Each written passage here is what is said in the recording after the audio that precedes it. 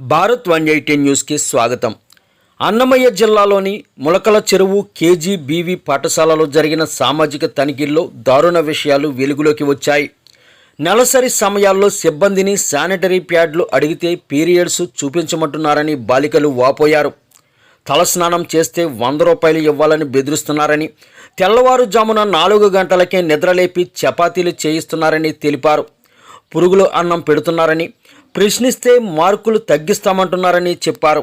ఇక్కడ ఆడపిల్లలు విషయానికి వస్తే వీళ్ళు నెలసరి అయ్యే సమయంలో వీళ్ళు శానిటరీస్కి సంబంధించి రిజిస్టర్లోనేమో 5గా రికార్డ్ చేసి వాళ్ళకేమో 2 అనేవి ఇవ్వడం జరుగుతుంది.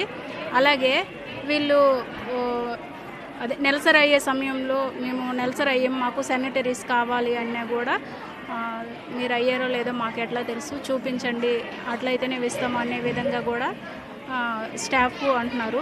తర్వాత వీళ్ళు తలకి స్నానం చేసే సమయంలో ప్రతి స్టూడెంట్ నుంచి 100 రూపీస్ అనే అమౌంట్ అనేది కలెక్ట్ చేయడం జరుగుతుందని పిల్లలు మనకు తెలియజేశారు. అనేది టేస్ట్గా ఫుడ్ టేస్ట్గా ఉండడం లేదు, క్వాలిటీ ఉండడం లేదు. ఎవరైనా విజిట్కి వస్తున్నారు అనే సమయంలో మాత్రమే బాగా వండుతున్నారు, తర్వాత బాగా వండడం లేదు, మెనూ ప్రకారం కూడా పెట్టడం లేదు అని తెలియజేశారు.